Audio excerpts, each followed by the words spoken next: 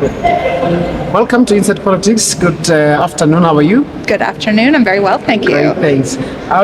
You are present here representing the American government. That's right. What's your take on today's event, the signing, political parties signing the code of conduct?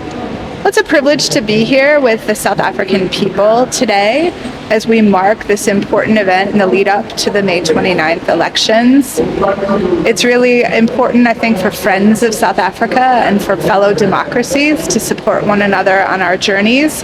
And it's great to see the parties of South Africa pledging to the code of conduct today as we lead up to May 29th and get ready for some free and fair and transparent elections. 30 years on, the country celebrating 30 years since democracy. What's your take on the state of democracy in South Africa? Is South Africa meeting the expectation of what a young democracy would do? I think democracy is a journey in every country. It's a process. It's something that we, the people, have to constantly renew and put our energy into upholding, even in a country that's had a democracy as long as the United States. We've had some challenges in recent years with citizens' frustration, with conduct of elections. You may remember back in the early 2000s where it took us several days in a Supreme Court case to resolve who had won our election in the case of President Bush versus candidate Gore. So I would just say every country is on a journey. South Africa at 30 years, it's a time to reflect on what the people want and for them to express their will at the ballot box. But what I'm happy to say is that you have a very strong independent electoral commission that has a strong track record of administering free, fair, and really credible elections. And I'm looking forward to the same this year. Our elections from an outsider may look too complex with a lot of political parties and candidate. What's your take? Is this a sign of a growing democracy, or is it what's your input?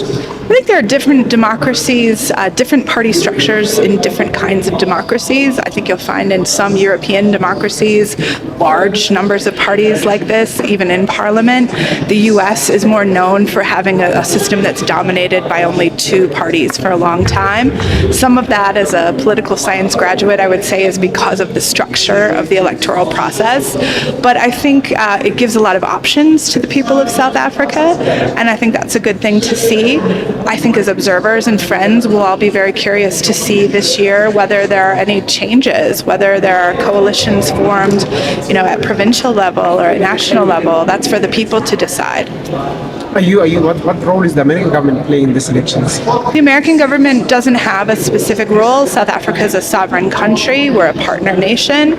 We're really just here as part of our diplomatic duties. We observe activities in South Africa to enhance our understanding of the country and its policies and its people.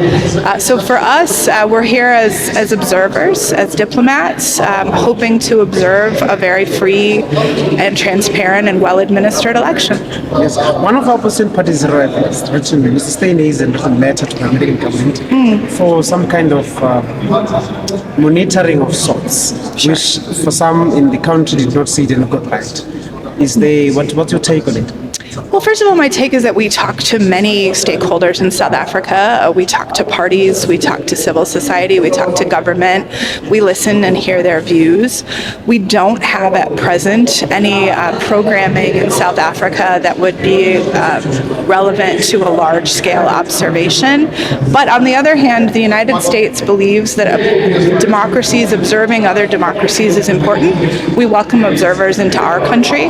If there were invitations, we would consider them, but at this time I don't have any plans for there to be outside U.S. groups or other groups. I'm not familiar with that. Our embassy staff, as a part of their diplomatic duties, are observing the process as residents of the country.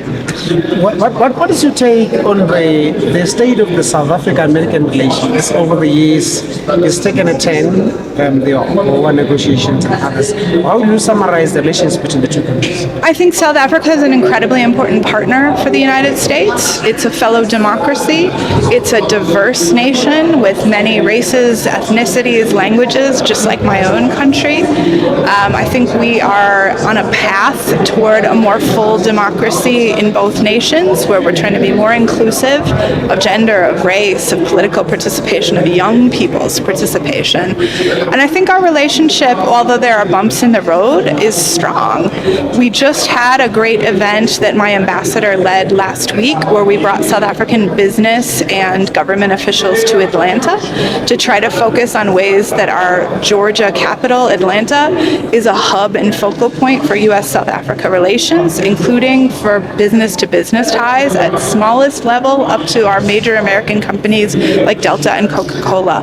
So I think the relationship has its moments. We're not always going to see eye to eye, but anyone who's been a friend or been in a marriage knows we don't see eye to eye with our friends or even our spouses every day, but we overcome those difficulties because we have more in common than differences. Lastly, having observed this event, would you say that the environment is enabling for a free and fair elections in the 9th of May? From all that I've seen and from South Africa's track record of success with its independent electoral commission, I do think that things are underway that should lead to a successful outcome. I'm glad to see that the parties are here en masse. They're pledging their support to nonviolence and to other elements of the code of conduct. I think that's a really important step, to have all the parties on the same page so that we have a transparent election with a level playing field for every party. Thank you very much. Thank you. Thank you.